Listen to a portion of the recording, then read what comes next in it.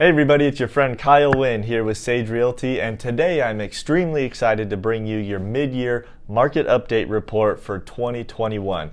We're here in early July, so the first 6 months of 2021 are behind us, and I'm excited to bring you a whole bunch of stats for the month of June, which are actually very similar to May. So if you want an in-depth analysis on that, check out the video up here from May's market update report.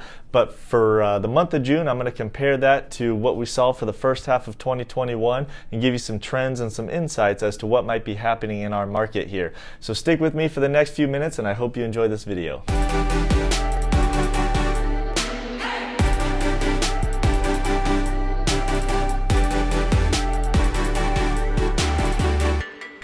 Well, thanks so much for stopping by, because I'm really excited to bring you your mid-year market update report for Riverside County here in 2021. Now, the stats I have for you for the month of June are actually pretty similar to May, but what I want to do is give you kind of an overview of what's happened so far in the first 6 months of 2021 and compare where we're at now to where we were in December of 2020 and even years before that. So right now, the number of new listings hitting the market each month has increased in 2021, but we are still seeing fewer listings come to the market than we have typically seen for this time of year over the last 5 years or so, which is leading to a low supply of housing. Now remember, the spring and early summer months is when we tend to see the most new listings hit the market, but right now we're kind of lagging behind those numbers that we typically see. Now, on the other hand, the number of closed sales is about the same as it was at the end of 2020 after a brief dip in early 2021.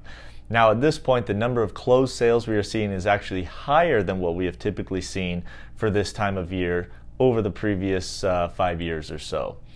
So, with the number of new listings lower than what we would expect and the number of closed sales higher than what we would expect, this helps to explain the lack of housing supply and huge buyer demand in our area, along with the next couple stats I'm going to give you here. Now, the next one is the median number of days on market for properties here in Riverside County. That is down to only 8 days, and that has been on a steady decline so far here in the first 6 months of 2021.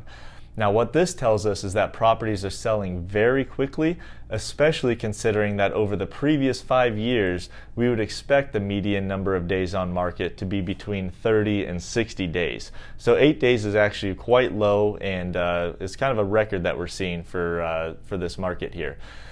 Now, for the number of months supply, we are only at 1.4 months for the month of June, and over the last few months, this value has been at record lows for Riverside County. Now, what this value tells us is how long it would take to sell all the properties on the market at this moment with the current buyer demand if no new listings came on the market.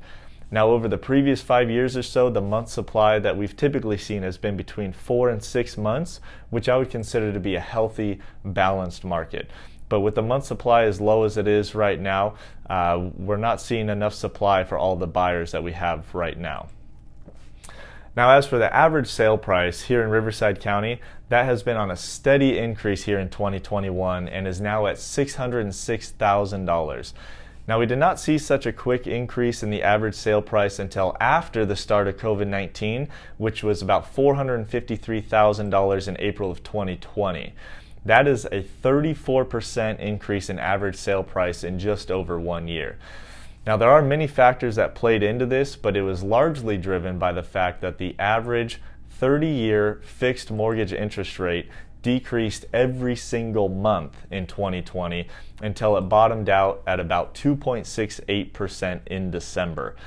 Now, today this interest rate is just under 3%, which is still very low, but with interest rates being slashed by about 1 whole percentage point in 2020, this got more buyers into the market and allowed them to afford a higher purchase price.